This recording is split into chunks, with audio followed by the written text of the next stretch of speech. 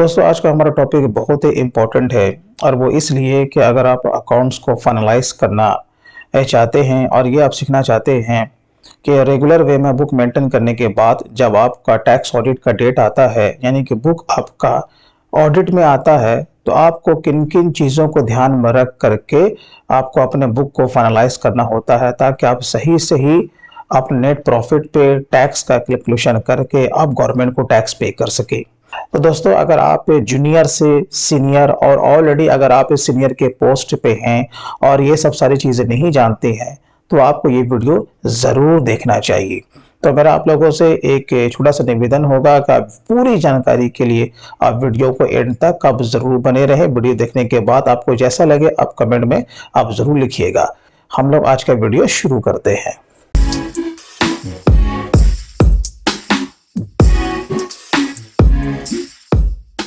तो मैंने मोटे तौर पे कुछ पॉइंट को मैंने यहाँ पर नोट डाउन किया है कि अकाउंट्स को फाइनलाइज करते समय आपको किन किन चीज़ों को ध्यान में रखना है। जो सबसे पहला है day to day proper accounting work. उसके बाद मैंने दूसरा यहाँ पर मेंशन किया BRS यानी बैंक रिकंसिलिएशन स्टेटमेंट पर आपको ध्यान देना है, पेटी कैश पर आपको ध्यान देना है। अभी मैं 1 बाय 1 करके जहां तक हो सकेगा प्रैक्टिकल भी करके मैं आपको दिखाऊंगा कि आपको टैली में आपको कौन कौन सी एंट्री आपको कैसे लेनी है। उसके बाद नेक्स्ट है आपका reconciliation of debtor and creditors. ये बहुत इंपॉर्टेंट है, ये भी आपको करना है। Please check total sales in accordance with 26 AS, ये भी आपको देखना है। Pass entry against GST payment. Please check stock item यानी नो नेगेटिव स्टॉक, आप स्टॉक भी चेक करना है अगर आप इन्वेंट्री पे काम कर रहे हो तो, और अगर सर्विस प्रोवाइडर कंपनी है तब तो ये आपके लिए नहीं है। Pass entry if advance paid to supplier. उसके बाद है pass entry if advance from any customer, अगर हमने कोई कस्टमर से एडवांस में पैसा रिसीव किया है तो इसके लिए आपको कौन से अपनी बुक में एंट्री लेनी है। Pass adjustment entry if payment restrict against exports, अगर आप एक्सपोर्टर हैं, डोमेस्टिक में भी काम करते हैं, माल निर्यात भी करते हैं, तो उसके अगेंस्ट जो पेमेंट आता है तो आपको उसकी एंट्री क्या लेनी है वो भी मैं आपको बताऊंगा। उसके बाद यहाँ पर देखो pass adjustment entry against late fee penalty ATC। हो सकता है कि आपने GST के अगेंस्ट में या इनकम टैक्स के अगेंस्ट में यानी TDS के अगेंस्ट में आपने कोई लेट फाइन या इंटरेस्ट वगैरह अगर आपने पे किया है तो आपको उसका कैसे उसका ट्रीटमेंट करना है वो मैं आपको बताऊंगा। Please check any payment is done under TDS, ये बहुत इंपॉर्टेंट है। उसके बाद है pass entry for accrued expenses. अब जो भी हमारे ऊपर जो एक्रूड एक्सपेंसेस बनता है उसे आपको कैसे कंसिडर करना है। Pass entry for prepaid expenses, pass entry for PF ESI payable ATC, यानी कि मैं पे रोल भी मैं आपको मोटे तौर पर बताऊंगा कि उसका एडजस्टमेंट आपको मार्च क्लोजिंग में कैसे करना है। ऑफ कोर्स डिप्रिसिएशन आपको लेना है, प्रॉफिट एंड लॉस की एंट्री आपको लेनी है।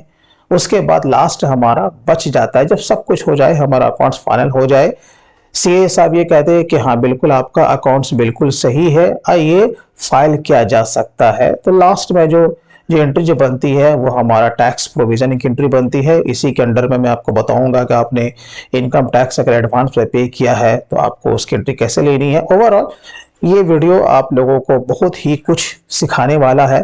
तो चलिए, जैसे कि मैं सबसे पहले मैं स्टार्ट करता हूं day to day proper accounting work.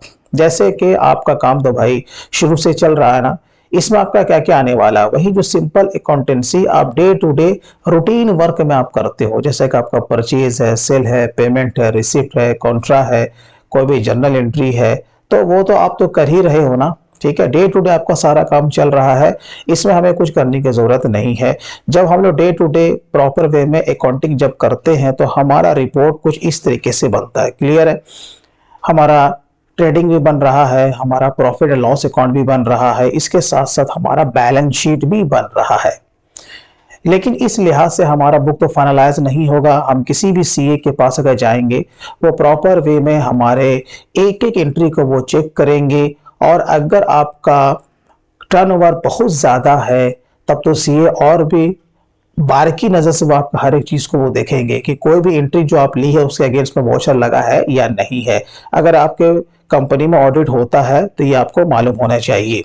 तो खैर, तो मैं ये बता रहा था डे टू डे आपका जो अकाउंटिंग वर्क है वो आप कीजिए, लेकिन मार्च जब क्लोजिंग हो जाता है और जब हमारा टैक्स ऑडिट का डेट आ जाता है, जैसे कि फिलहाल अभी देखो 15 फरवरी हमारा बढ़ गया है ना, ऑडिट रिपोर्ट जमा करने का फॉर फाइनेंशियल ईयर 2021 का जो बुक है उसका ऑडिट रिपोर्ट आपका कब जाने वाला है, 15 फरवरी 2022 तक, और रिटर्न 15 मार्च 2022 तक। क्लियर है? तो हमारे पास काफी समय रह जाता है मार्च के बाद। तो आपको ये फाइनलाइज कैसे करना है वो मैं आपको बता रहा हूं। डे टू डे जो भी आपका अकाउंटिंग वर्क है वो आप अपना करते रहिए। चलिए, तो उसके बाद अब हमें क्या करना है, अब देखिए बैंक रिकंसिलिएशन स्टेटमेंट आपको बीआरएस जरूर बनाना है, यानी कि सबसे पहले जो आपको जो काम शुरू करना है वो बीआरएस से आपको शुरू करना है।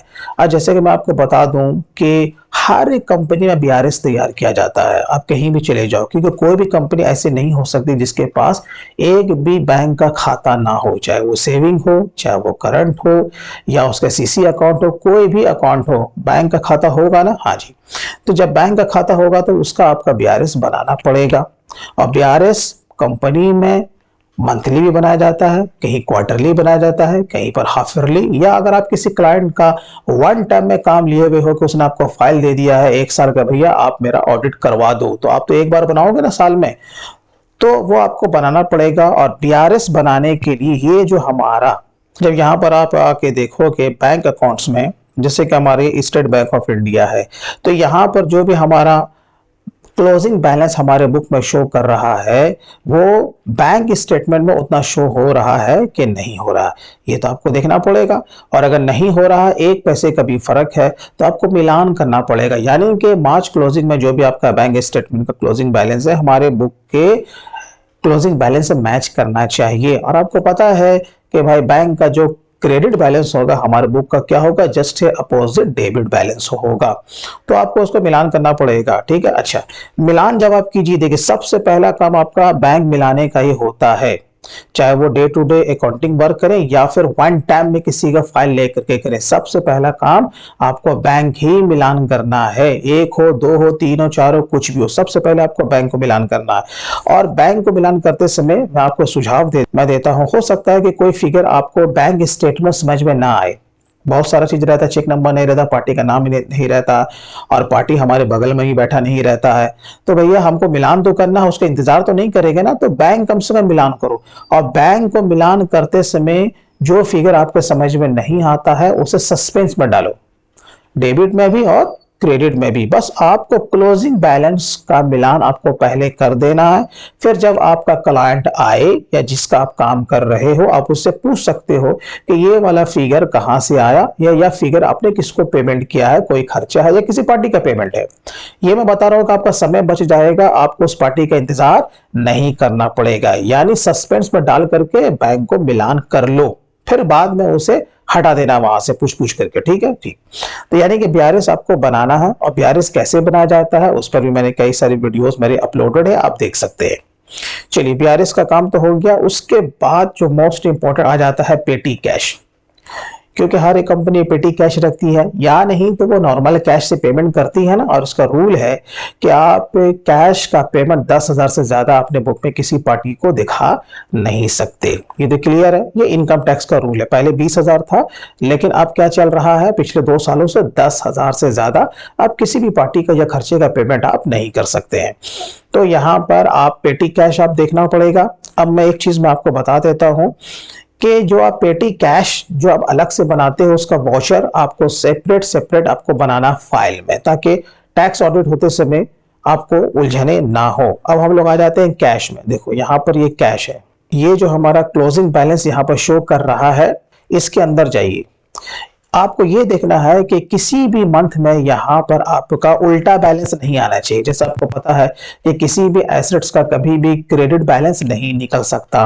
कैश है ना भाई, पेटी कैश बोले तो कैश है, तो इसका हमेशा डेबिट बैलेंस निकलना चाहिए। आपको देख लेना है किसी भी मंथ में इसका क्रेडिट बैलेंस ना निकले, अगर निकलता है तो भैया वो गलत है। ठीक, अच्छा, तो ये आपको मंथली वाइज में नहीं देखना है, बल्कि आपको डे वाइज देखना है। अब इसके अंदर जाइए, Alt F2 को मारिए, इसको कर दीजिए स्किप, यानी कि दोनों को 0 कर दीजिए, पूरे साल का आ गया। ठीक है, तो यहाँ पर आपका टैली प्राइम है, तो यहाँ पर आपको चेंज व्यू में जाना पड़ेगा। चेंज व्यू में जाने के बाद यहाँ पर देखिए आपको मिल जाएगा डेली ब्रेकअप, ठीक है। जब इसके अंदर आप लोग जाएंगे तो यहाँ आपका पर डे का यहाँ पर आपका ये क्लोजिंग बैलेंस यहाँ पर दिखाना शुरू कर देगा। तो किसी भी दिन में आपका यहाँ पर क्रेडिट बैलेंस नहीं होना चाहिए। देखिए आपको सारा आपको यहाँ पर डीआर दिखेगा, तो आपको ये भी चेक करना है। अब हो सकता है कि आपका किसी भी डेट में अगर वो क्रेडिट बैलेंस आ गया, इसका क्या माने होता है, यानी उस तारीख को आपके पास बैलेंस था नहीं और आपने उसी के अगेंस्ट में आपने पेमेंट कर दिया, तो उल्टा बैलेंस तो आएगा ही ना। तो आपको क्या करना पड़ेगा, उस वाउचर का डेट चेंज करना पड़ेगा। किसका, या तो रिसिप्ट का या फिर पेमेंट का। और अगर आपने बैंक से पैसा निकाला है तो वो तो चेंज नहीं होगा, लेकिन पेमेंट का आपको वाउचर को डेट चेंज करना पड़ेगा। अगर यहां पर जैसे कि ये हमारा आ रहा 29 दिसंबर को अगर नेगेटिव आ रहा मान लेता हूं, तो उसको वहां पर देखो कहां पर आपका पैसा ज्यादा है, आप उस वाउचर का डेट चेंज कर दो।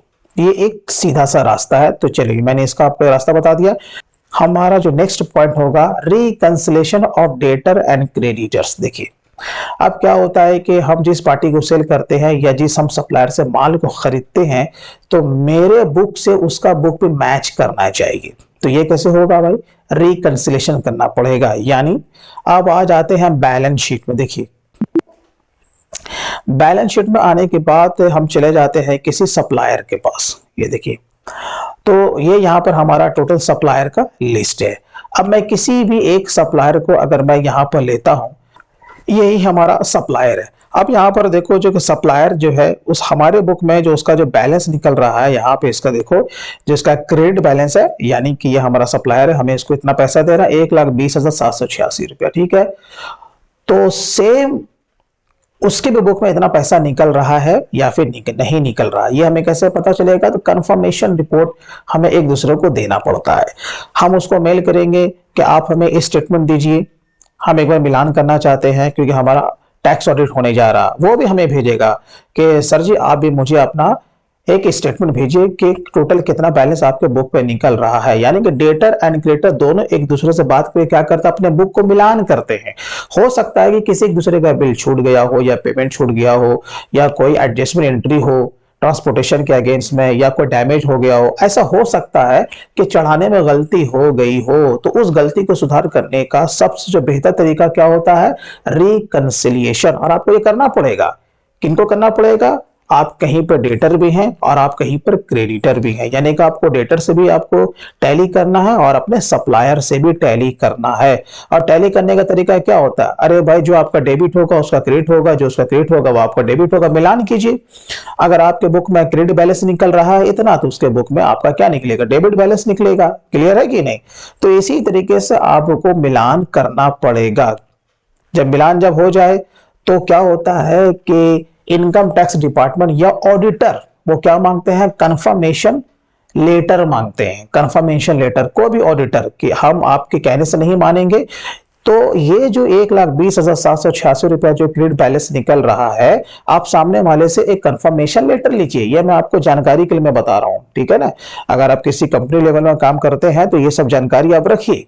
तो ये आपको उस पार्टी से एक कंफर्मेशन लेटर एक लेना पड़ेगा। वो कंपनी के लेटर पैड पे वो बना के देगा कि हाँ भाई मार्च क्लोजिंग में आपका इतना हमारे बुक में डेबिट बैलेंस निकल रहा है। इसी तरीके से अगर वो सप्लायर आपसे मांगता है तो आपको भी देना पड़ेगा। समझ गए ना। तो ये आपको करना जरूरी है। चलिए अगर आप ये कर लेते हैं तो भैया इससे फायदा आपका क्या होगा, आपका बुक में मैच हो रहा है। परचेज एंड सेल में अगर कोई दिक्कतें आई होंगी तो वो भी उसके साथ आपका रेक्टिफाई हो जाएगा। उसके बाद हम लोग चलते हैं, हाँ please check total sales in according with 26 AAs। अब ये बहुत इंपॉर्टेंट चीज है। आपको पता है कि जीएसटी का मामला है, ठीक है। परचेज एंड सेल हम अपने मन से नहीं ऐड कर सकते हैं, ना ही घटा सकते हैं। जो कि ऑथेंटिक आपका पक्का बिल फटा है वो तो हमारे बुक पे आने वाला है, आप उसका रिटर्न भी फाइल कर रहे हो।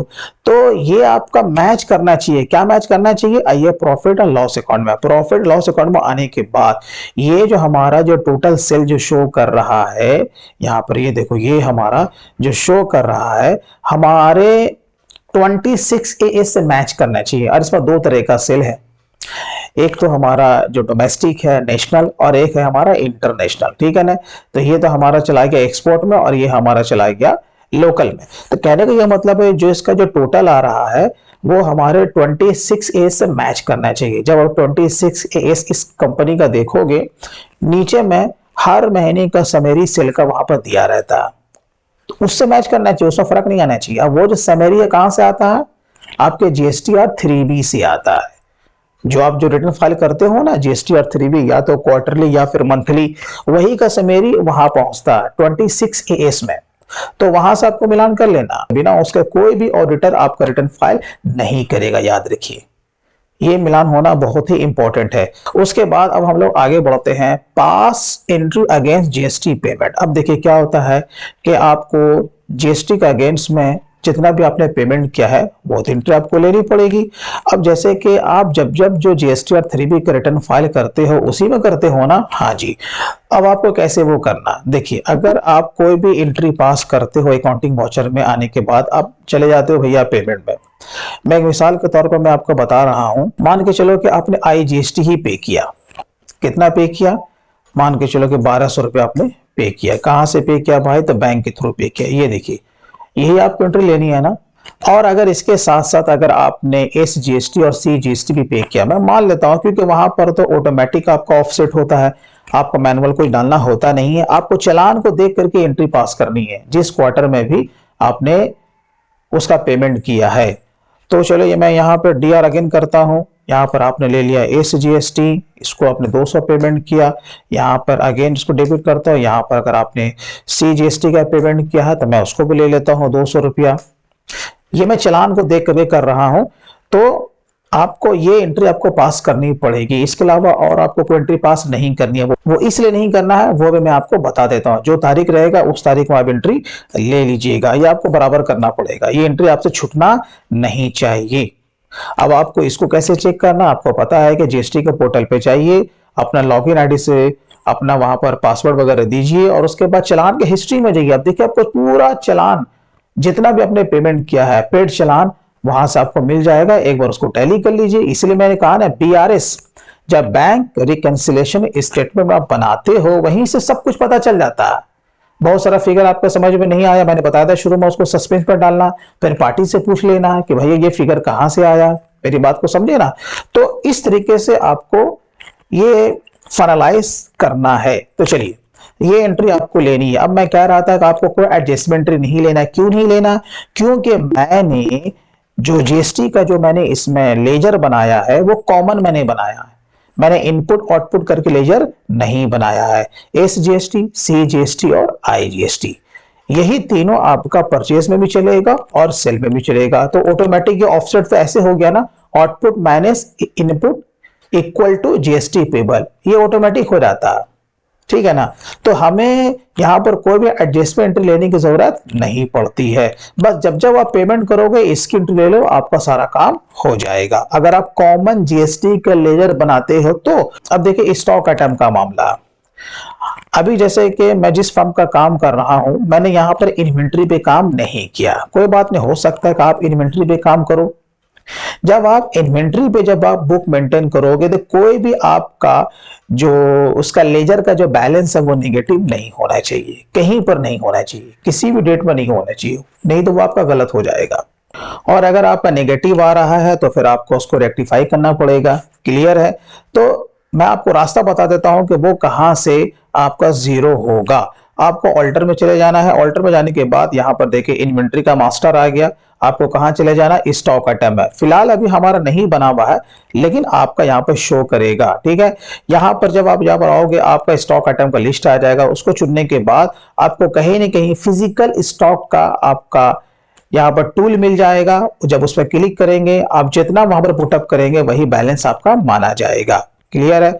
इसके बाद है pass entry if advance paid to supplier. अब क्या होता है कि हमारा कोई सप्लायर है, अब हमने उसे एडवांस पेमेंट कर दिया तो इसके लिए हमको एक एंट्री पकड़नी पड़ेगी। तो हम लोग चले आते हैं बैलेंस शीट में। मान लेता हूं कि यहां पर हमारा कोई भी एक सप्लायर है। जब सप्लायर के अंदर जाते हैं तो यहां पर देखिए एक सप्लायर का हमारा यहां पे डेबिट बैलेंस निकल रहा है। ठीक है। इसका माने हमारा पैसा एडवांस वहां निकल रहा है। बाकी सबका हमारा यहां पर क्रेडिट बैलेंस है। ठीक है। देखिए अगर आप इसको ऐसे भी छोड़ देंगे तो भी आपका काम हो जाएगा, लेकिन सही तरीका यह होता है कि आप इसे एडजस्टमेंट एंट्री के थ्रू आप इसे प्रीपेड में आप दिखा दो। ठीक है। तो इस तरह के जितना भी आपका सप्लायर है, आपको एक बार इसका मार्च क्लोजिंग में एंट्री ले लेना है। अब आपको क्या लेना है, चलिए हम लोग इसी के लेजर के अंदर जाते हैं। लेजर के अंदर आ गए, ट्रांजैक्शन तो आपको दिख ही रहा है, यहाँ पर क्लियर है। अच्छा, अब आपको क्या करना है, इसके यहीं से अल्ट आई को प्रेस कीजिए, हम लोग आ गए, ठीक है। उसके बाद डेट आप चेंज कर लीजिए, यहाँ पर ले लीजिए 31 मार्च, ठीक है। अब यहाँ पर हम एक लेजर बनाएंगे प्रीपेड, तो प्रीपेड या पेड इन एडवांस करके एक लेजर बनाइए और उसका ग्रुप क्या आपको रखना है, करंट एसेट्स, ठीक है। तो यहाँ पर 1,91,689 रुपया था और यहाँ पर जो हमारा सप्लायर था यहाँ पर ले लेना है और यहाँ पर आपको नरेशन डाल देना है। ऐसे हम लोग सेव कर लेंगे, ठीक है। अब इससे क्या होगा, यहाँ पर जब लिस्ट हम देखेंगे तो वो यहाँ पर से तो हट चुका है, अब वो कहाँ चला गया, हमारा बैलेंस शीट के एसेट्स में। ये देखिए जब हम यहाँ पर आते हैं पेड इन एडवांस में, वो आपको यहाँ पर दिख रहा होगा, दिख रहा है ना। तो देखिए अब आपको क्या करना पड़ेगा, अब मैं आगे की भी मैं बात आपको बता देता हूं। जब इस साल का आपका बुक फाइनलाइज हो जाएगा तो अगले साल आपको इसका ट्रांसफर एक एंट्री लेना पड़ेगा, यानी कि यही फिगर आपको उस सप्लायर के इसमें ट्रांसफर करना पड़ेगा। तो इसके लिए आप क्या एंट्री लोगे, मैं आपको बता देता हूं। अभी आपने क्या किया, प्रीपेड यानी पेड इन एडवांस को आपने डेबिट किया और उस सप्लायर को क्रेडिट किया। अब आपको नेक्स्ट ईयर में क्या करना है, जस्ट उल्टा कर देना। तो क्या होगा, उसके खाते में उतना पैसा ट्रांसफर हो जाएगा। तो क्या करना पड़ेगा, जस्ट अपोजिट, यानी उस सप्लायर को डेबिट करना पड़ेगा और पेड इन एडवांस को आपको क्रेडिट करना पड़ेगा इतने ही फिगर से। तो उसके खाते में उतना पैसा पहुंच गया ना, तो फिर आपको रिकैंसिलेशन करने में दिक्कतें नहीं आएंगी। ये एक तरीका हुआ। चलिए अब हम लोग आगे चलते हैं, pass entry if advance from any customer. अब क्या होता है कि हम लोग एक कस्टमर से भी पैसा हम लोग रिसीव कर लेते हैं एडवांस में, उसकी भी हमें एक एडजस्टमेंट एंट्री पकड़नी पड़ेगी। तो अब वो कैसे करना भाई, अब हम लोग आ जाते हैं किसी पार्टी केस में, लिस्ट में। देखिए जब हम लोग यहाँ पर आते हैं तो यहाँ पर लगभग हमारा सारे डेटर्स का यहाँ पर डेबिट बैलेंस आ रहा है, यानी कि मार्केट में हमारा पैसा फंसा है भाई, इन सबसे पैसा लेना। लेकिन किसी एक का आपका यहाँ पर क्रेडिट बैलेंस निकल रहा है रिकंसिलेशन करने के बाद, तो आपको टेंशन नहीं लेना है ना, क्योंकि मिलान तो हम लोग डेटर एंड क्रेडिटर का कर चुके हैं ना, कंफर्मेशन लेटर भी आ चुका है और हम एक दूसरे को दे भी चुके हैं। तो यहाँ पर 10,000 रुपए का निकल रहा, अगर आप ऐसे छोड़ दो तो भी आपका ऑडिट हो जाएगा, टेंशन नहीं है। लेकिन सही तरीका मैं आपको बता रहा हूं कि आपको इसके अगेंस्ट में भी एक एंट्री लेनी पड़ेगी। तो क्या लेना पड़ेगा, एडवांस है ना भाई, यहाँ पर देखो इसको हटाना पड़ेगा ताकि सारा लेजर बैलेंस आपका डेबिट ही दिखे। ओवरऑल ऊपर मत आपका ठीक है दिख रहा, नेगेटिव थोड़े आ रहा, टेंशन नहीं लेना। लेकिन आपको ये 10,000 के अगेंस्ट में एंट्री आपको लेनी पड़ेगी। इस तरीके से जितने भी आपके डेटर का क्रेडिट बैलेंस निकलता है आपको उसे यहाँ पर से हटाना पड़ेगा। तो आपको क्या करना है, फिलहाल तो हमारा यहाँ पर एक है, लेकिन आपका एक से ज्यादा भी हो सकता है। सीधा उसी के लेजर में जाइए, अल्ट आई मारिए, यहाँ पर से तारीख आप ले लीजिए 31 मार्च। अब हम लोग चले आएंगे जर्नल में, ठीक है। F7 मारिएगा, जर्नल में आने के बाद आपको डीआर में आना है। पार्टी निकल रहा था क्रेडिट बैलेंस, तो कौन सा निकल रहा था, ABC एंड कंपनी। यहाँ पर ले लीजिए, यहाँ पर आपको 10,000 रुपया उसका था और यहाँ पर हम लोग क्या करेंगे, एडवांस फ्रॉम कस्टमर करके, और आपको इसका जो ग्रुप जो करना है वो आपको ले लेना है करंट लायबिलिटी। ये देखिए क्योंकि ये हम पर क्या हो गया, लायबिलिटी हो गया, तो ये आपको एंट्री लेनी है। और फिर वही जैसा कि मैंने कहा, जब आपका इस साल का ऑडिट जब हो जाएगा, जब नेक्स्ट ईयर का अब जब अकाउंट्स जब आप शुरू करोगे तो फिर उतना ही पैसा आप उसमें ट्रांसफर कर देना, जस्ट रिवर्स एंट्री लेकर के। क्लियर है। तो चलिए अब यहां पर हम लोग आते हैं, नेक्स्ट हमारा क्या था, pass adjustment entry if payment receive against export. अब देखिए मैंने यहां पर सेपरेट इसलिए मैंने बनाया है, अगर आप एक्सपोर्टर्स हैं तो जिस तारीख को हमारा यहां से शिपमेंट जाता है उस तारीख को जो बिलिंग होता है उसका जो एक्सचेंज रेट होता है, क्योंकि हमारा जो एक्सपोर्ट होता है वो मैक्सिमम यूएसडी में होता है, कभी आपका पौंड में होता है, कभी आपका यूरो में होता है, कभी आपका सऊदी रियाल में होता है। तो खैर, तो ये आपका एक्सचेंज जो रेट होता है जिस समय हमारा माल एक्सपोर्ट हुआ उसका अलग होता है, और जो हमारा पैसा जब आता है आगे पीछे तो उसका जो एक्सचेंज रेट अलग होता है, लेकिन वो तो हमें डॉलर में पे करता है भाई। तो आपको क्या करना है, जब जब आप इसका एंट्री लोगे, आप तो day to day accounting work कर रहे हो ना, लेकिन फिर भी ओवरऑल आपको ये देखना है कि हर बिल के अगेंस्ट में जो पेमेंट आया है वो शॉर्ट आया है या फिर एक्सेस आया है। दो हो सकता है भाई, शॉर्ट भी आता है, एक्सेस भी आता हो। मिसाल के तौर पर मैं आपको यहां पर बताता हूं, जैसे मान के चलो कि $10,000 का आपने माल कोई एक्सपोर्ट किया, ठीक है। $10,000 में आपको 10,000 रुपया आता है। ये मैं नहीं कह रहा हूं कि पैसा वो पार्टी आपको कम दे रहा है, इंटरनेशनल जो आपका क्लाइंट है, ठीक है, वो तो आपके खाते में आ रहा, और वो खाते में रिफ्लेक्ट होकर के आपका पैसा आता है, वो आपका इंडियन करेंसी में। तो मैं आपको ये बता रहा हूं, हो सकता है कि जब आपका माल जब एक्सपोर्ट हुआ होगा, वो आपका 74 रुपया 2 पैसे में हुआ होगा, और एक्सपोर्ट होने के बाद हमारा ये जो पैसा जो आया है वो 76 रुपया 20 पैसे करके आया। क्लियर है कि नहीं? तो आपने जो अपने बुक में एंट्री ली होगी, सीधी सी बात है, आपने इतने का आपने एक्सपोर्ट का एंट्री लिया होगा अपने बुक में, ठीक है, लेकिन पैसा जो आपका जो आया है वो इतना आया। देखो पैसा कितना आया, इतना आया। अब इसमें कितना शॉर्ट है, कितना एक्सेस है, तो यहां पर हम देखेंगे मेन एक्चुअल मेरा यही है ना, पैसा ये आना था, तो हम इसमें से इसको माइनस कर देंगे, ठीक है। ये देखो, यानी कि हमारा जो पेमेंट जो आया है वो 19,900 रुपया हमारा एक्सेस आया है। तो आपको क्या करना पड़ेगा, आपको इसी तरीके से आपको अपने बुक में एंट्री लेनी पड़ेगी। शॉर्ट भी हो सकता है और एक्सेस भी हो सकता है। तो बिल टू बिल, ठीक है, क्योंकि पार्टी जो एक्सपोर्ट जो करता है उसका पैसा बिल टू बिल आता है, और इस पर सरकार की नजर बहुत ज्यादा रहती है कि भैया आप जो जितना माल जो एक्सपोर्ट कर रहे हो डॉलर में, उतना पैसा देश में आना चाहिए। इससे हमारा क्या होता है, इंडियन करेंसी अच्छा होता है। तो अगर आप इस तरीके से काम करते हैं तो भैया आपको ये एंट्री लेनी पड़ेगी। अब इसकी एंट्री आपको कैसे लेनी है, चलिए मैं आपको एग्जांपल के तौर पर मैं बता देता हूं। इस तारीख को आपको एंट्री लेनी है, वो तारीख को यहां पर लीजिए और रिसिप्ट में आ जाइए। आपको जो क्रेडिट करना है वो इंटरनेशनल क्लाइंट को करना है, ठीक है, ये इंटरनेशनल पार्टी। कितने से करना है, जितना उसका बिल वैल्यू था, ठीक है ना, पैसा आपको इतना ही लेना है, तब ना उसका खाता बंद होगा। तो 7,42,100 रुपया बराबर है। देखिए खाता इसको यहां पर जीरो हो गया। अब ये debit, state bank of India में जितना पैसा आपको दिख रहा है आपके बैंक के स्टेटमेंट में, वहां कितना है, तो सीधा बोलोगे भैया वहां तो हमारा पैसा आया है इतना, तो चलो हम यहां पर से उतना पैसा ले लेते हैं, ठीक है। उसके बाद यहां पर अब आपका देखिए अगेन पूछेगा क्रेडिट, क्योंकि आपका डेबिट एंड क्रेडिट आपका इक्वल होना चाहिए। अब यहां पर इसको हम कहां डाल देंगे, एक्सचेंज वेरिएंस में, याद रखिएगा। और एक्सचेंज वेरिएंस का आपका जो ग्रुप रखना है मैं आपको बता देता हूं, उसका इनडायरेक्ट एक्सपेंसेस ही रखना है, क्योंकि पैसा शॉर्ट हो या एक्सेस हो, दोनों आपका इसी हेड में जाने वाला है। एंड में जो भी इसका बैलेंस निकलेगा, और अगर डेबिट बैलेंस निकलता है तो हमको भैया लॉस होगा, और अगर क्रेडिट बैलेंस निकलता है इस लेजर का तो हमें इनकम होगा, यानी कि पैसा हमें एक्सपोर्ट के अगेंस्ट में ज्यादा आया पूरे साल में। तो इसलिए आपको इसका ग्रुप क्या रखना है, इनडायरेक्ट एक्सपेंसेस, ये देखिए, ठीक है। तो यहां पर हमें क्या हुआ, 19,900 रुपए का यहां पर बढ़ोतरी हुआ, हमें फायदा हुआ। कभी तो आपका ऐसा भी हो सकता है, तो चलिए इसे हम लोग सेव कर लेते हैं। लेकिन अब मैं बताता हूं, मान लो कि इसका पैसा शॉर्ट आया, मानने में क्या जाता है, ताकि आपका कॉन्सेप्ट भी क्लियर हो जाए, पैसा शॉर्ट भी आएगा तो भी आपको उसका जो बिल वैल्यू था उतने ही पैसा पकड़ना, 7,42,100 रुपया। और बैंक में कितना पैसा आया, आप बोलोगे 7,40,100 रुपया आया, ऐसा हो सकता है, ठीक है। अब हमें क्या होगा, यहां पे लॉस हो गया, ठीक है। अब अगेन यहां पर आपका डेबिट पूछता, तो ये कहां चला जाता, देखिए एक्सचेंज वेरिएंस पर आपका 2,000 रुपया डेबिट हो गया, यानी यहां पर हमें 2,000 रुपये का लॉस हो गया। तो आपको यही एंट्री लेनी है हर एक बिल के अगेंस्ट में। इसे हम लोग कर लेते हैं सेव। देखिए पास एंट्री फॉर एक्रूड एक्सपेंसेस।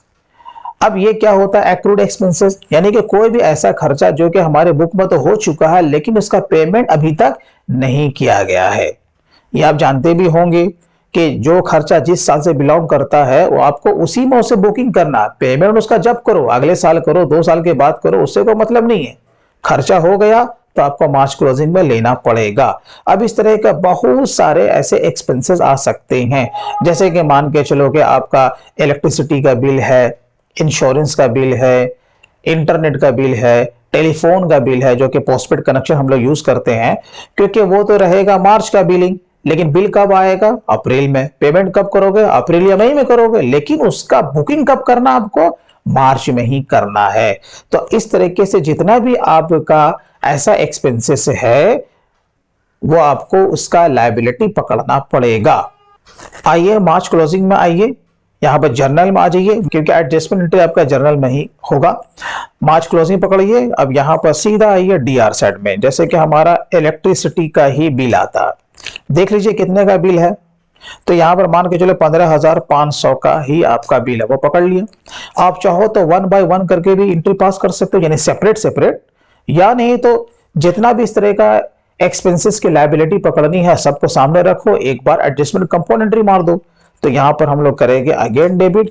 इसी तरीके से जो टेलीफोन का जो बिल आया है वो हमारा 5,000 रुपए का आया, मानने में क्या जाता है। इसी तरीके से अगर हम इंटरनेट का कनेक्शन अगर यूज करते हैं तो उसका भी बिल आया होगा। चलो ये आया हमारा 2,500 रुपए का, मानने में क्या जाता है। इसके अलावा जिस तरीके से मैंने यहाँ पर डेबिट किया है, और भी कोई है तो उसको ले लो। और एक यहाँ पर हम ग्रुप बनाएंगे और स्टैंडिंग लायबिलिटी या एक्सपेंसेस पेबल, और आपको इसका ग्रुप रख देना है करंट लायबिलिटी। क्लियर है। अब देखिए ये हमारा उस साल में आ गया ना, बोले तो 20-21 में।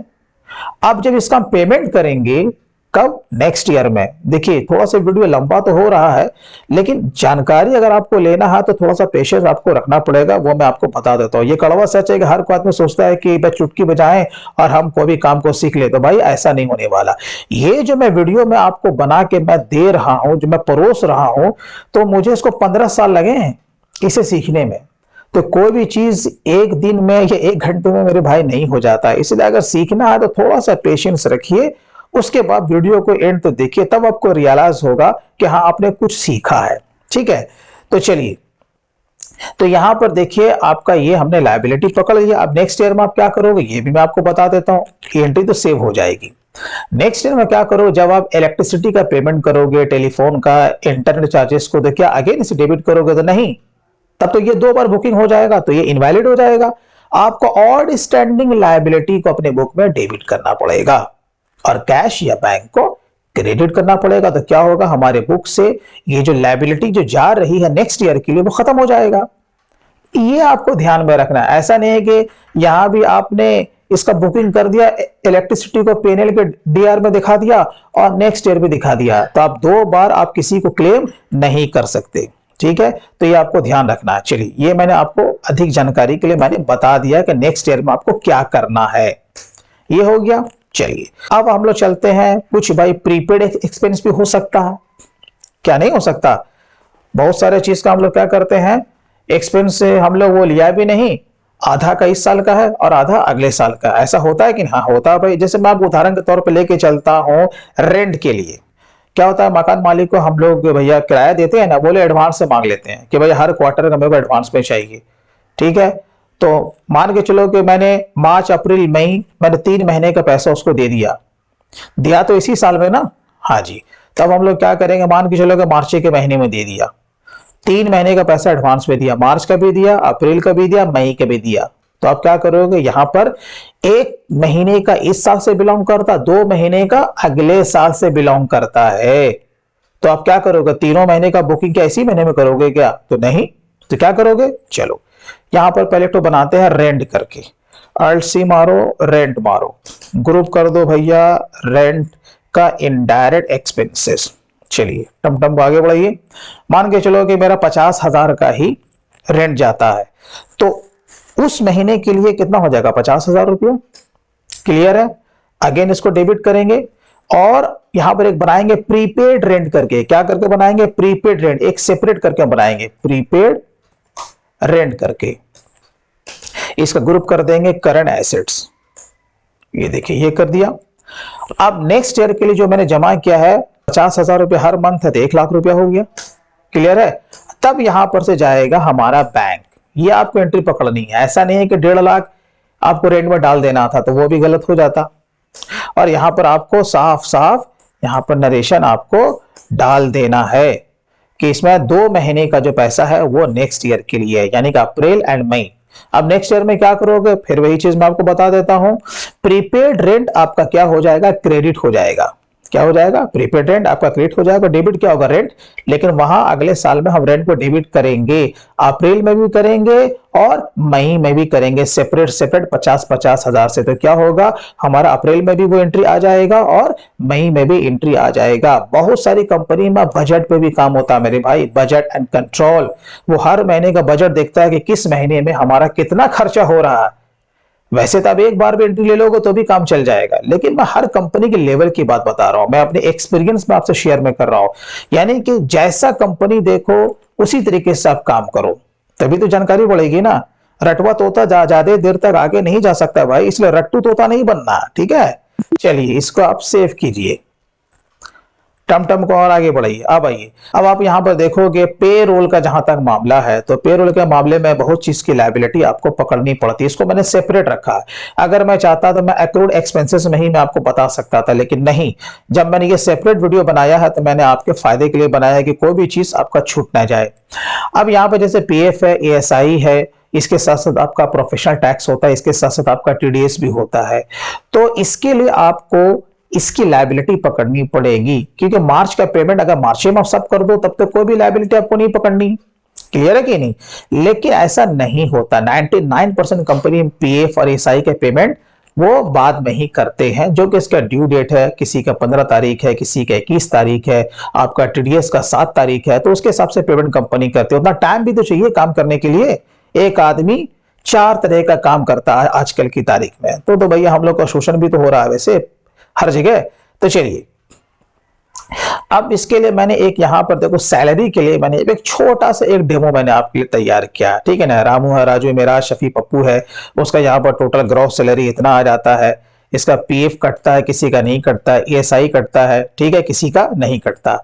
चलो इसका तो नहीं कटेगा, मैंने यहां पर गलती कर दिया है क्योंकि उसकी सैलरी बहुत हैंडसम है। बाकी हाँ पीटी कटता है और उसका टीडीएस कटता है। ये एक छोटा सा मैंने एक पेरोल रजिस्टर मैंने तैयार किया है। पेरोल भी आप सीखिए, बहुत ही इंपॉर्टेंट चीज है। अगर आप सिर्फ पेरोल ही अच्छी से सीख लेते हो ना, तो फिर बड़ी बड़ी फर्म में आपको जाने का मौका मिल जाता है एज ए पेरोल एग्जीक्यूटिव या पेरोल ऑफिसर, ठीक है। तो अब आपको इसकी एंट्री आपको कैसी लेनी है, इसकी लायबिलिटी आपको कैसे पकड़नी है, वो मैं आपको बता देता हूं। छोटा सा यहां पर एक डेमो है, इसको आप सीख लीजिए, तो इसमें हो सकता है आपका पेरोल भी कवर हो जाए, क्योंकि पीएफ भी पकड़ना, ईएसआई पकड़ना है, पीटी पकड़ना और टीडीएस भी पकड़ना, तो वो आप कैसे पकड़ोगे। तो यहां पर देखो, जैसे कि मैं यहां पर जितना भी आपका एम्प्लॉय सबका लेजर खोलना पड़ेगा, ठीक है। लेकिन मैं टाइम को बचाने के लिए मैं क्या करूंगा, मैं यहां पर हर एक एम्प्लॉय के लेजर नहीं खोल करके मैं सीधा सैलरी को मैं डेबिट करूंगा, टाइम को बचाने के लिए। पेरोल के बारे में और अधिक जानकारी चाहिए तो मेरा पेरोल पे आप जाके देखिए, वीडियो अपलोडेड है, आप वहां पर से इसे आप देख सकते हो कि हर एक पार्टी के लेजर आपको कैसे ओपन करना है। तो मैं यहां पर सिर्फ क्या करूंगा, मैं सैलरी को ही मैं डेबिट करूंगा, ठीक है। तो चलिए हम लोग आ जाते हैं यहां पे जनरल में आ जाते हैं। अब आपको क्या करना है, यहां पर आपको सैलरी को डेबिट करना है। अब यहां पर जो देखोगे टोटल जो ग्रॉस सैलरी है वो हमारा कितना है, 1,38,200 रुपया है, बराबर है। यानी कि यही पेमेंट बन रही है अगर किसी का एक्सीडेंट वगैरह होता कटने के बाद। तो यहां पर इस हम लोग क्या करेंगे, Ctrl+Alt+V से हम लोग इसे पेस्ट करेंगे, ठीक है। अब यहां पर हम एक लेजर बनाएंगे सैलरी पेबल करके। क्या बनाएंगे, सैलरी पेबल करके। ये देखिए, अब इसका ग्रुप कर देंगे करंट लायबिलिटी, ठीक है। अब आपको क्या करना है, इसे सेव कर लेना। और अगर आप बनाते हर एक एम्प्लॉय का, तो सैलरी यहां पर डेबिट होता और यहां पर 2A 2B 2C 2D ये आ जाता, यही फिगर सेपरेट सेपरेट, समझ गए ना। लेकिन मैंने यहां पर टाइम बचाने के लिए मैंने यहां पर डायरेक्ट 1,38,200 को सैलरी पेबल में क्रेडिट कर दिया। चलिए ये तो हमारा काम हो गया, ये सैलरी ड्यू फॉर मार्च 2021 हो गया। उसके बाद हम लोग पीएफ काटेंगे।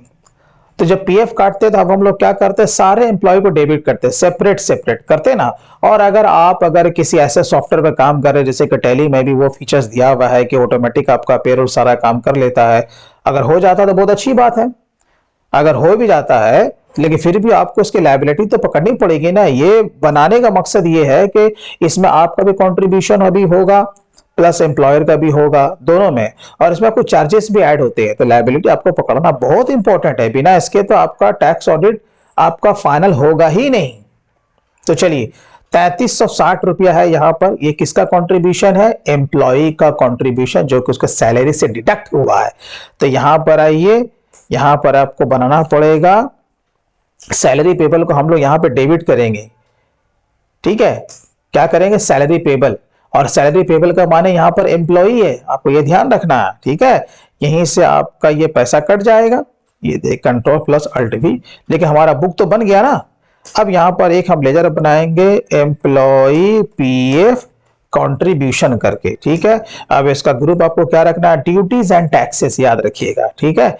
ड्यूटीज एंड टैक्सेस, या फिर आप करंट लायबिलिटी में रख सकते हैं, कोई टेंशन नहीं है। ये देखिए इसका हो गया कंट्रीब्यूशन, बराबर है। अब जिस तरीके से मैंने यहां पीएफ का किया, उसी तरीके से आपको एएसआई का भी करना था, या आप दोनों एक साथ भी आप ले सकते थे। यहां पर मैंने इसे सेपरेट सेपरेट कर दिया है, तो कोई बात नहीं, आपको टेंशन नहीं लेना है। यहां पर एक लेजर बनाइए एम्प्लॉय ईएसआई कंट्रीब्यूशन, ठीक है। इसका ग्रुप भी ड्यूटीज एंड टैक्सेस या फिर करंट लायबिलिटी रखिए। ये आपका हो गया। अब जो मैंने अलग अलग एंट्री ली है, जैसे कि मैंने कहा कि आप एक साथ में भी ले सकते थे। अब यहां पर पीटी है, जैसे कि टीडीएस है, तो हम लोग क्या करेंगे, इस बार हम लोग एक साथ एंट्री ले लेंगे। तो यहां पर हमारा 15 प्लस 1, यहां पर 16,000 रुपया आ रहा है। 16,000 रुपया हमारा यहाँ पर सैलरी पेबल डेबिट हो जाएगा, और यहां पर हम लोग बनाएंगे पीटी करके बनाएंगे, इसका ग्रुप वही रखेंगे ड्यूटीज एंड टैक्सेस। पीटी में चला गया हमारा 1,000 रुपया, और उसके बाद जो हमारा जो इनकम टैक्स या फिर टीडीएस है, आप जो भी लिखिए सब आपका चलेगा। ये हमारा बन गया 15,000 रुपए। ये देखिए, ये हमने हर चीज की लायबिलिटी हमने पकड़ ली। अब जब बैलेंस शीट में जब आप आओगे, आ जाओ, अब यहां पर देखो, जब बैलेंस शीट में आते हैं तो सैलरी पेबल हमारा यहां पर कितना दिख रहा है? 1,18,454 रुपए दिख रहा। अब आप आइए इधर देखो, जब मैंने इसका नेट यहां पर निकाल दिया, यानी जो भी डिडक्शन है उसके ग्रॉस सैलरी से मैंने घटा दिया, तो सेपरेट सेपरेट सबको ये पेमेंट होगा। तो टोटल जोड़ कितना आ रहा है? यहाँ देखो 1,18,454, यहाँ कितना है? 1,18,454, यानी कि ये हम पर लायबिलिटी खड़ी है। क्यों खड़ी है? क्योंकि इसका पेमेंट हम लोग नेक्स्ट ईयर करेंगे, ठीक है। अच्छा, अब इसके साथ साथ यहाँ पर देखो, जब हम लोग ड्यूटीज एंड टैक्सेस के अंदर जाते हैं, जब इसके अंदर आते हैं, तो यहाँ देखो एम्प्लॉय ईएसआई कंट्रीब्यूशन खड़ा है, हाँ खड़ा है भाई। एम्प्लॉय पीएफ कंट्रीब्यूशन खड़ा है, देखो सबका क्रेडिट बैलेंस आ रहा है, इसका माने हमें पे करना है। उसी तरीके से यहाँ पर इनकम टैक्स है, और उसके बाद आपका प्रोफेशनल टैक्स भी है। तो क्लियर है? तो क्या हमारा यहाँ पर काम खत्म हो गया क्या? तो नहीं, खत्म नहीं हुआ, अभी और भी इसमें काम बाकी है। और काम बाकी क्या है? अब हम लोग आ जाते हैं एम्प्लॉयर के कंट्रीब्यूशन में। अब हम लोग यहाँ पर क्या करेंगे? एम्प्लॉयर का कंट्रीब्यूशन भी करेंगे।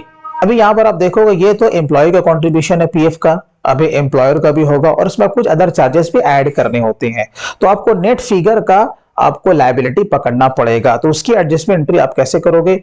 ये तो सिंपल है। यहां पर आपका देखो, मैं मोटे तौर पर बता देता हूं, इक्वल टू यहां पर क्लिक करो, ये हो गया एम्प्लॉय का कंट्रीब्यूशन, और जितना एम्प्लॉय का होता है सेम एम्प्लॉयर का भी होता है। तो सेम मैंने यहां पर इसका ही पकड़ लिया, आप समझ रहे हो ना।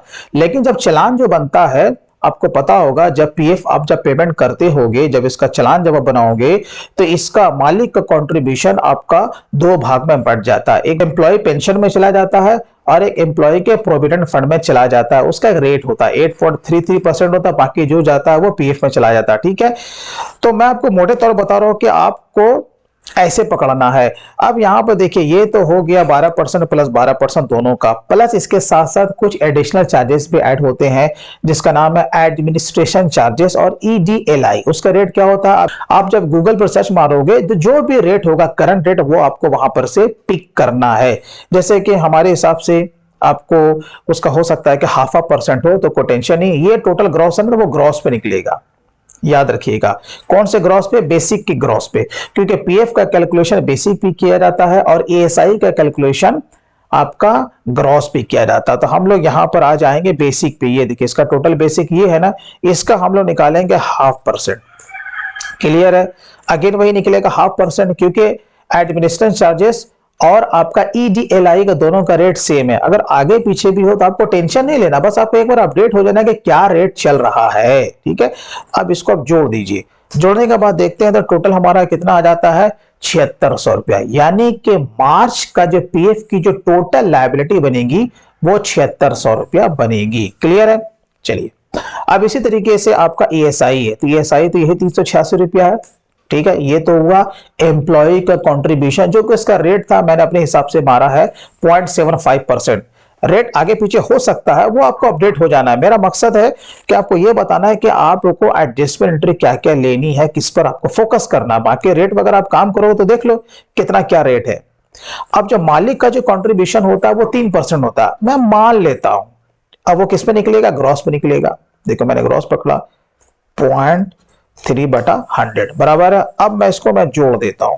इसके लिए कुछ अदर से चार्जेस पेमेंट नहीं करना पड़ता है, यानी कि एएसआई का इतना पकड़ेंगे और पीएफ का इतना पकड़ेंगे। तो चलिए, अब हम लोग आ जाते हैं अकाउंटिंग वाचर में, जर्नल में आइए, मार्च क्लोजिंग में आइए। अब देखिए, अब आपको पहले पीएफ की लायबिलिटी पकड़नी है, तो पहले आपको क्या करना है, एम्प्लॉय का जो कंट्रीब्यूशन है उसे आपको डेबिट करना है। पीएफ के लिए कितना था? ₹3360। देखिए आपका जीरो हुआ, ये यहां पर से जीरो हो गया। अगेन डेबिट कीजिए, एक लेजर बनाइए, एम्प्लॉयर पीएफ कंट्रीब्यूशन, बस एक ही बनेगी, आपको अलग अलग इसका सेपरेट बनाने की जरूरत नहीं है। ईपीएफ और ईपीएस वो आपको इतना नहीं करना, और इसका जो ग्रुप कीजिएगा वो कर दीजिएगा इनडायरेक्ट एक्सपेंसेस। कितना था? वही ₹3360। ठीक है, अगेन डेबिट कीजिए, और एक और लेजर यहां पर बनाइए एडमिन चार्जेस करके। एडमिन या एडमिनिस्ट्रेशन चार्जेस होता है पूरा, या एडमिनिस्ट्रेटिव चार्जेस होता है, मैं शॉर्ट में बना रहा हूं एडमिन चार्जेस। ठीक है, इनडायरेक्ट एक्सपेंसेस। अब ये देखिए, आप दोनों को एक साथ में डाल दीजिए, आपको ईडीएलआई भी अलग से डालने की जरूरत नहीं है। तो ₹880 भैया। चलिए ₹880, काम खत्म हुआ। एक लेजर यहां पर बनाइए पीएफ पेबल करके, पीएफ पेबल, इसका ग्रुप रख दीजिए करंट लायबिलिटी। ये देखिए करंट लायबिलिटी, ये आपको एंट्री पकड़ना पड़ेगा, और ये एंट्री एक्चुअल में आपको हर महीने करनी पड़नी है। ऐसा नहीं है कि सिर्फ मार्च क्लोजिंग में, क्योंकि पेमेंट जो आप जो करोगे पीएफ का, वो तो इन सबको जोड़ के ना करोगे भाई, तो ये फिगर लाओगे कहां से? तो जब तक ये निकालोगे नहीं, ये एंट्री लोगे नहीं, तो ये फिगर आएगा नहीं, क्योंकि बैंक से तो इतना ही पैसा कटेगा। तो ये आपको तो हर महीने ये एंट्री लेनी है, लेकिन खास तौर से फोकस है आपका मार्च क्लोजिंग में, तो ये एंट्री आपको लेनी पड़ेगी। चलिए, ये हो गया। इसी तरीके से हम लोग पकड़ेंगे ईएसआई का, तो ईएसआई के लिए हमने पकड़ लिया एम्प्लॉय का जो ईएसआई कंट्रीब्यूशन था ₹386। ठीक, अगेन डेबिट करो, और यहां पर एक लेजर बना दो एम्प्लॉयर ईएसआई कंट्रीब्यूशन। ठीक है, इसका ग्रुप कर दो इनडायरेक्ट एक्सपेंसेस। चलिए, इसका कितना था भाई? यहां पर उसका दिखला रहा ₹4146, ₹4146। एक यहां पर हम लेजर बनाएंगे ईएसआई पेबल करके, ग्रुप क्या रखेंगे? Current liability. ये देखो, ठीक है, नरेशन जो भी है इसको डाल दो, काम खत्म हो गया।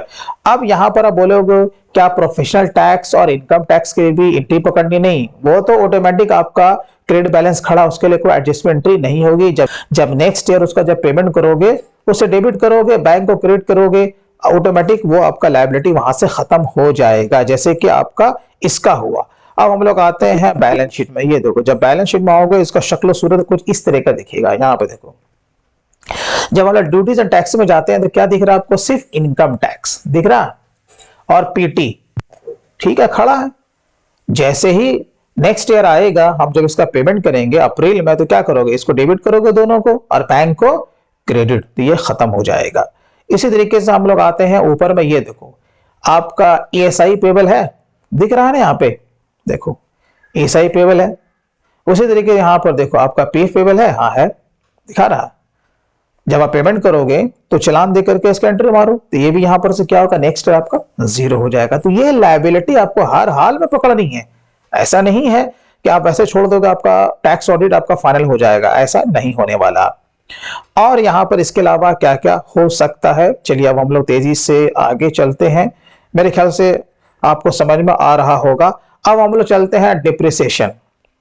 उससे पहले मैं एक चीज और मैं बता दूं कि अब बहुत सारे लोग ऐसा भी करते हैं कि जो ऑडिट जो होता है उसका पैसा उनसे छूट जाता है, वो एंट्री नहीं ले पाते हैं। तो आपको क्या करना है, ध्यान ये रखना है कि प्रॉफिट एंड लॉस अकाउंट में वो ऑडिट फी का भी आपका पैसा पहुंचना चाहिए। जो भी आपके चार्टर्ड साहब का ऑडिट फी है, इनकम टैक्स का जो रिटर्न फाइल करेंगे उसका फी है, या जो भी है जिस साल के लिए कर रहे हैं उसकी भी लायबिलिटी आपको पकड़नी पड़ेगी। तो आपको ये एंट्री ले लेनी है। बस आपको क्या करना है, ऑडिट फी को आपको डेबिट करना है। मैंने फिलहाल यहाँ पर 10,000 माना है, आपका कोई भी फिगर हो सकता है। और यहाँ पर ऑडिट फी पेबल आपको एक लेजर बना देना है। ऑडिट फी का जो ग्रुप होगा वो इनडायरेक्ट एक्सपेंसेस हो जाएगा, और इसका जो ग्रुप होगा पेबल का वो करंट लायबिलिटी हो जाएगा। इसकी भी लायबिलिटी आपको पकड़नी है। ये 12 देखा है, जब हम लोग भी काम करते हैं तो ये छूट जाता है, ठीक है। तो इसलिए आपको इस पर ध्यान रखना है। अब हम लोग आ जाते हैं और आगे डिप्रिसिएशन की एंट्री। आपके पास अगर कोई फिक्स्ड एसेट्स है तो इसके लिए आपको क्या करना पड़ेगा, डिप्रिसिएशन चार्ज करना पड़ेगा according to income tax act. तो मैंने फिलहाल यहाँ पर देखो एक यहाँ पर डिप्रिसिएशन का मैंने अपने हिसाब से एक छोटा सा चार्ट मैंने अपने लिए बनाया, जबकि ऐसा बनेगा नहीं, इसका फॉर्मेट कुछ अलग होता है, ठीक है। तो मैंने यहाँ पर बना दिया है कि मेरे पास इतना फिक्स एसेट था, उसका जो ओपनिंग बैलेंस था यानी 1 अप्रैल 2020 को इतना था। रेट आपको ये देख लेना है कि कितना रेट लगता, नहीं तो सीए साहब से पूछ लो भाई, हर काम आपको अपने से नहीं करना। कुछ काम सीए साहब के लिए भी छोड़ दो कि सर आप ही बताइए, मेरे को इसका चार्ट दीजिए, आप ये बताइए कि हमें किस परसेंटेज से हमें इस पर डिप्रिसिएशन लगाना है। क्योंकि हो ना हो आपका ड्यूरिंग द फाइनेंशियल ईयर आपने कोई फिक्स्ड एसेट्स को परचेज किया होगा, आपने बेचा भी होगा, तो उसके हिसाब से भी उन सब पर्टिकुलर अमाउंट पे अलग अलग टाइप से डिप्रिसिएशन चार्ज होता है। ये मैंने मोटे तौर पे ये बताया कि मान के चलो कि हमारा ना ही कोई परचेज था ना ही कोई सेल था, बस मेरा ओपनिंग बैलेंस था, उस पर कितना रेट लगेगा, ठीक है। इस पर 380 दिन का इसमें दिखाया जाता है कि 380 दिन से कम है, 380 दिन से ज्यादा है, उसी के हिसाब से परसेंटेज भी आपका इसमें अप्लाई होता है, या तो हाफ या तो फिर फुल। मैं मोटी बात में आपको बताने की कोशिश कर रहा हूं। यहां पर रेट अप्लाई कीजिए और यहां पर अपना निकाल लीजिए। अगर ये सिंपल है तो बस आपको क्या करना है, अपने बुक में इसकी एंट्री लेनी है। तो कैसे आपको एंट्री लेनी है, आपको मार्च क्लोजिंग में आना था, आ गए भाई। अब आपको डिप्रिसिएशन को यहां पर आपको डेबिट कर देना था, डिप्रिसिएशन, ठीक है। और उसका जो ग्रुप होगा वो क्या होगा, इनडायरेक्ट एक्सपेंसेस। यहां से आप इसकी कॉपी कर लीजिए, ये इसका टोटल जोड़ है, यहां से हमने इसे कॉपी कर लिया, ठीक है, कंट्रोल सी, और यहां लाके कंट्रोल अल्ट वी से पेस्ट कर दिया। उसके बाद आइए, अब इसके ऊपर क्या है भाई, सबसे पहला क्या है, सीसीटीवी है। तो यहां पर क्या लेते हैं, सीसीटीवी। अब आपको सारे एसेट्स को आपको क्रेडिट करते हुए चले जाना, बस काम खत्म है। जब करोगे जीरो हो जाएगा, है ना, यही आपका बैलेंस निकलेगा। देखो मैंने एंट्री मैंने ऑलरेडी यहाँ पे ले रखी है, लेकिन मैंने आपको बता दिया कि आपको सारे फिक्स्ड एसेट्स को यहाँ पे क्रेडिट कर देना है। जब आप बैलेंस शीट के एसेट्स में आओगे तो यहाँ पे देखो हमारा कितना दिख रहा है, 79,000, है ना, 79,407 रुपया 5 पैसा। और जब यहाँ पर आओगे तो कितना दिख रहा है, 79,407 रुपया 5 पैसा। सीए साहब देख लेंगे, अगर इसमें कोई त्रुटि होगा तो वो उसे रेक्टिफाई कर लेंगे, लेकिन अपने एंड से ये पूरा काम कर लेना। अरे भैया जब इतना काम जानोगे तभी तो किसी हॉट सीट पे बैठोगे ना। अब 5 मिनट का वीडियो देख के चाहोगे कि मुझे सब कुछ आ जाए, भैया तो वो नहीं होने वाला, ठीक है। मैं बार बार ये बोल रहा हूं कि सीखने के लिए थोड़ा वक्त आपको देना पड़ेगा। अब हम लोग चलते हैं, देखते हैं कि इसके आगे और हमारा क्या क्या हो सकता है। आते हैं नोट्स में। अब आइए, अब आपको देखना है प्रॉफिट एंड लॉस। अच्छा, एक चीज वो हमारे यहाँ पर छूट गया, आप भी ऐसा सोचते होंगे, please check any payment is done under TDS. ये देखिए बहुत इंपॉर्टेंट है, बहुत इंपॉर्टेंट है। बहुत सारे फर्म में क्या होता है कि काम तो कर लिया, पेमेंट कर दिया, और उसको पता नहीं है ये पेमेंट जो था वो टीडीएस के अगेंस्ट में था। तो तब तो सीए साहब बोलेंगे भैया आप तो पेमेंट लंबा लंबा कर दिए हो, आप टीडीएस में नहीं काटा, तब क्या होगा। हो ना हो वो ऑडिट करके वो निकल जाए, लेकिन अगर आपका फंस गया स्कूटनी में तो फिर आपका बहुत ही बड़ा आपका पेनल्टी आपको लग जाएगा, याद रखिए। तो ऐसा गलती आपको नहीं करना है, वो मैं आपको जानकारी के लिए मैं आपको बता देता हूं। ये देखिए, जैसे जब प्रॉफिट लॉस में आएंगे तो यहां पर कोई भी अगर कोई जानकार आदमी देखेगा, जैसे कि हमारा यहां पर देखो जो फ्रेट एंड फॉरवर्डिंग चार्जेस है वो 13,91,365 रुपए का पेमेंट है। आप देखिए 13,91,000, यानी कि मैंने ट्रांसपोर्टेशन के अगेंस्ट में मैंने पेमेंट किया और ये टीडीएस इस पे लागू होता है। जब आप टीडीएस चार्ट पढ़ोगे, आपका जो टीडीएस जो होता है वो 2 तरह का होता है, एक टीडीएस फॉर एम्प्लॉय और एक TDS for non employee. Employee के लिए मैंने काटा ना, एम्प्लॉय के लिए रूल है अगर 5 लाख से किसी का ज्यादा पेमेंट होता है, ठीक है, जब उसका आप सेक्शन पढ़ोगे जो उसका स्लैब है अगर वो क्रॉस करता है तो हमें उसका टीडीएस काटना पड़ेगा ना भाई, वो तो एम्प्लॉय का हो गया। ये नॉन एम्प्लॉय, हम बाहर के आदमी से काम ले रहे हैं तो उसका चार्ट दिया हुआ टीडीएस का चार्ट, तो ये जो आता है ये आपका कॉन्ट्रैक्टर की लिस्ट में आता है। जैसे उसका सबका सेक्शन होता है, 94C होता है, 94I होता है, 94J होता है, आता है कि नहीं। उसमें टेक्निकल सर्विसेज आता है, प्रोफेशनल सर्विस आता है, रेंट आता है। अब बहुत सारे इसमें से खर्चे जैसे कि एडवर्टाइजमेंट 1,67,000 समथिंग का पेमेंट है, तो इस पर भी क्या होगा, हमारा टीडीएस लागू हो जाएगा। तो आपको यह भी देखना है कि ऐसा कोई एक्सपेंस है जो कि टीडीएस चार्ट के मुताबिक आता है और आपने टैन नंबर नहीं लिया तो भैया ले लो, शुरू से ले लो। कोई भी काम में दिक्कतें हो, इसके लिए सीए है, सीएस है, कोई सीनियर अकाउंटेंट है, अब उससे एडवांस लेके काम करो, तो बाद में क्या होगा, जितने का बबुआ ना उतने का झुंझुना हो जाएगा। ये बोलचाल की भाषा में बोला जाता है, इसलिए मैं आपको बता रहा हूं। तो वही आपको देख लेना है। और अगर टीडीएस लागू हो जाता है तो आपको पता है टीडीएस का मामला ऐसा होता है कि जिस दिन पेमेंट करोगे, पेमेंट करने से पहले आपका उसका टीडीएस काट के उसको पेमेंट करना है। क्लियर है। तो इसके लिए भी आपको जो जो एंट्री लेनी है, टीडीएस पर भी मेरे बहुत सारे वीडियोस मैंने अपलोड कर रखे हैं, उसको देखिए।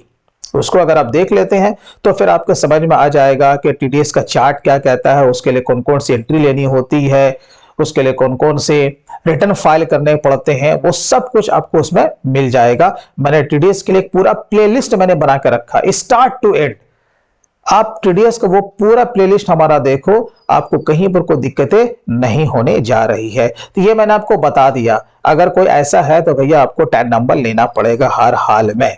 ठीक है, तो चलिए अब आ जाते हैं हम लोग प्रॉफिट एंड लॉस में। अब क्या होता है कि मान के चलो कि हमारा ये बुक फाइनल हो गया, मानने में क्या जाता है, कितना निकल रहा हमारा 6,90,592 रुपया। अब ये कोई भी बुक हो, जबकि ये हमारा एलएलपी फर्म है, लेकिन हो सकता है कि ये आपका प्राइवेट लिमिटेड हो, आपका पार्टनरशिप फर्म हो या इंडिविजुअल फर्म हो, कोई फर्क नहीं पड़ता। तरीका तो एक ही होगा ना फाइनलाइज करने का, थोड़ा सा कमोबेश आगे पीछे हो सकता है, इसमें कुछ और भी चीजें ऐड हो सकती है। आपका सिक्योर्ड अनसिक्योर्ड लोन चलता हो तो उसके लिए आपको एंट्री आपको लेनी पड़ेगी, उसमें कोई दिक्कतें नहीं है। तो अब आपको क्या करना, जैसे मान के चलो कि 6,90,592 रुपया 48 पैसे का यहाँ पे हमारा प्रॉफिट निकल रहा। अब ये प्रॉफिट शेयरिंग तो होगा, किसमें होगा, तो पार्टनर्स में होगा। और पार्टनर्स का शेयरिंग उसके डिड में दिया रहता है, कितना कितना परसेंटेज से वो लोग बांटेंगे, तो बांट दो इसको। तो चलिए हम लोग क्या करते हैं कि सबसे पहले हम लोग इसका जो शेयरिंग है वो हम लोग उसको बांट देते हैं। लेकिन उससे पहले हम लोग क्या करेंगे कि जो कि हमारा टैक्स का प्रोविजन है वो भी हम लोग देख लेते हैं कि वो कैसे होगा। पहले हम लोग आ जाते हैं बैलेंस शीट में। जब बैलेंस शीट में जब हम लोग आते हैं तो यहाँ पर देख रहे हैं कि जो हमारा एडवांस टैक्स जो पेड है वो 24,000 का पेमेंट किया हुआ, यानी कि हमारी पार्टी ने पिछले साल में ही एडवांस पेमेंट कर दिया था 24,000। तो यहां पर आपको इसका क्या रखना है, एडवांस टैक्स जो पेमेंट करोगे जब जब आपका उसका ग्रुप रख देना है करंट एसेट, तभी तो वो बैलेंस शीट का एसेट दिखेगा ना। यानी मैंने गवर्नमेंट को पहले से एडवांस टैक्स पे कर दिया। इसका रूल भी है कि अगर आपका किसी साल में पेमेंट 10,000 या उससे ज्यादा का बन गया है तो आपको हर साल आपको एडवांस टैक्स पे करना पड़ेगा। अगर नहीं करोगे तो फिर आपको जितना भी बैलेंस निकलेगा उस पर आपको इंटरेस्ट पे करना पड़ेगा। तो खामखा सरकार को इंटरेस्ट पे करके कोई फायदा है क्या, कोई फायदा नहीं है। तो एडवांस टैक्स ही पे कर दो। चलो हमने 24,000 का पेमेंट कर रखा, ठीक है। तो सबसे पहले हम लोग क्या करेंगे, हम लोग यहाँ पर टैक्स का प्रोविजन कर लेंगे। चलो यहाँ पर एक मैं एग्जांपल के तौर पर मैं आप लोगों के लिए बनाता हूं कि हमारा जो टोटल जो टैक्स निकलता है वो 35,000 मानने में किया जाता है, ठीक है। 35,000 रुपए का हमारा टैक्स यहाँ पर निकलता है और जो टोटल जो हमने टैक्स पे किया है वो 24,000 का किया है। क्लियर है। तो दिस माइनस दिस, इसका माने हमें जो नेक्स्ट फाइनेंशियल ईयर में जो हमें टैक्स का जो पेमेंट करना है वो भैया हमको 11,000 और करना है। तो ठीक है, कर देंगे, कोई टेंशन नहीं है। तो हमारे बुक में भी कितना निकलना चाहिए, 11,000 रुपया, ठीक है ना। अब वो 11,000 रुपया आपका तभी निकलेगा जब आप इसका एडजस्टमेंट एंट्री लेंगे। क्लियर है। तो चलिए यहां पर देखिए 35,000 रुपया हमारा टोटल टैक्स की लायबिलिटी निकल रही है। जो 35,000 रुपया निकल रहा है वो हमारा 3 पार्टनर है और जो 3 पार्टनर है वो तीनों पार्टनर के शेयरिंग के हिसाब से इसमें जाएगा। क्लियर है कि नहीं। तो अब हम लोग क्या करेंगे, जैसे कि पहला हमारा जो पार्टनर है उसका जो शेयरिंग बनता है मैं आपको यहाँ पर बता देता हूं, उसका बनता है 34%। तो ठीक है, यहां पर हमने ले लिया 34%। और दूसरा जो बनता है उस दोनों का बनता है आपका 30%, ठीक है। तो यहां पर उसका ले लीजिए ये मैंने आपको बताया कि इसका दोनों का मतलब कि इस तरीके से शेयरिंग है, तो कोई दिक्कत नहीं है, इतना है। अब आपको यहां पर क्या करना है, जब आपका जब टोटल जब जोड़ देखोगे तो आपको उतना ही आपका आएगा 35,000 रुपया। पहले तो आपको इसका एडजस्टमेंट एंट्री आपको लेना है, तो कैसे लेना है, अब आप लोग आ जाइए वाउचर में, और कहां आ जाना आपको, जर्नल में आना। कहां आना भाई, जर्नल में आना। चलिए अब आपको क्या करना है, क्योंकि इसकी जो लायबिलिटी का जो पेमेंट है वो खुद डायरेक्टर पे आपका पड़ने वाला है, तो उसका जो भी कैपिटल होगा उससे क्या होगा, लेस हो जाएगा, आपको ये ध्यान रखना है। तो आपको क्या करना, जैसे ए कैपिटल है, ए को मिलता है 34%, तो हम क्या करेंगे, यहां पर ले लेंगे 11,900 रुपया। अगेन डेबिट करेंगे, यहां पर 20 कैपिटल को लेंगे, 20 कैपिटल को जब लेंगे तो इसका बनेगा 11,550 रुपया। अगेन डेबिट करेंगे और यहां पर लेंगे 30 कैपिटल 11,550 रुपया, बराबर है।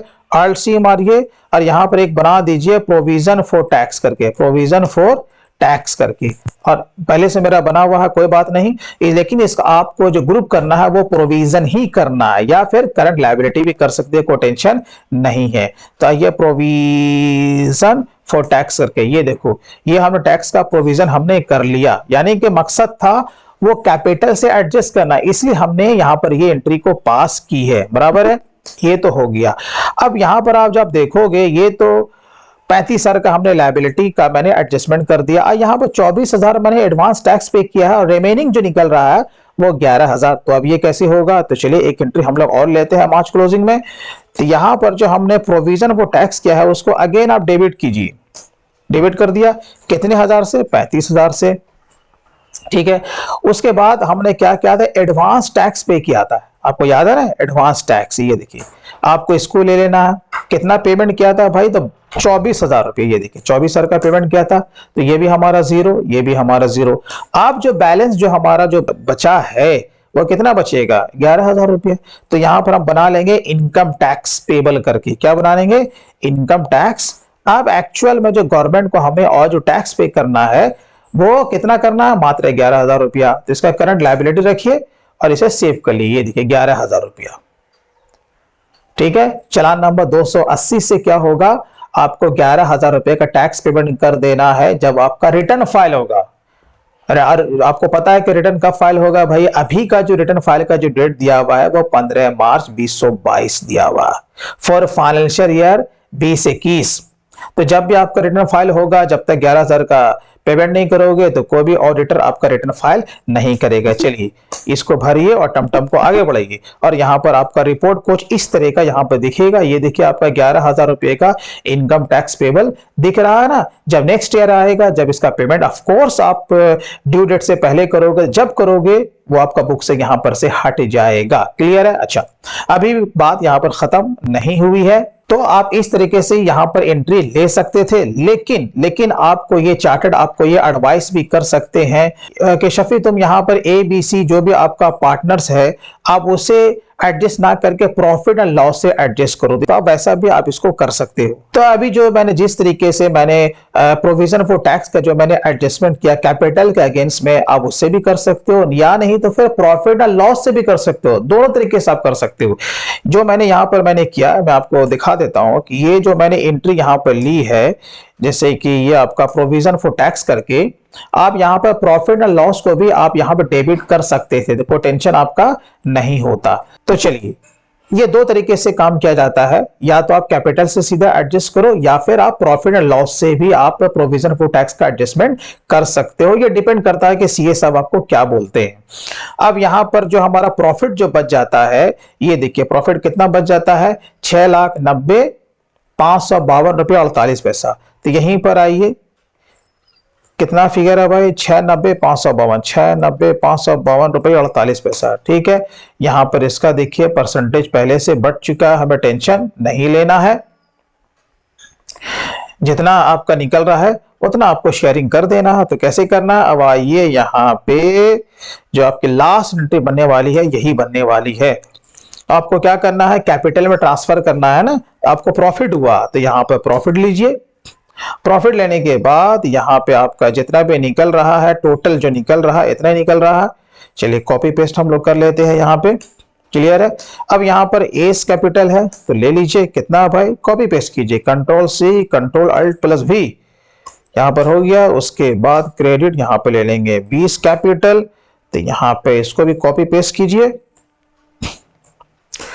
फिर यहाँ पर आपका बच गया सी कैपिटल, ये देखिए आपका ट्रांसफर हो गया, काम खत्म हो गया। तो इस तरीके से हमें अकाउंट्स को फाइनलाइज करना होता है चार्टर्ड अकाउंटेंट के सामने बैठ करके। तो दोस्तों मैं उम्मीद करता हूं कि ये वीडियो आप लोगों के लिए काफी लाभान्वित साबित हुआ होगा। जैसा भी लगा हो प्लीज आप कमेंट में आप जरूर लिखें। दोस्तों वीडियो अच्छा लगा हो तो कम से कम आप इसे लाइक जरूर कीजिएगा, और आपको कोई इंपॉर्टेंट फाइल या नोट्स वगैरह चाहिए वो वीडियो के डिस्क्रिप्शन में है, आप वहां से सिंपल वे में आप उसे डाउनलोड कर सकते हैं। तो फिर मिलते हैं दोस्तों किसी दिन किसी नए टॉपिक के साथ, तब तक के लिए take care and bye bye.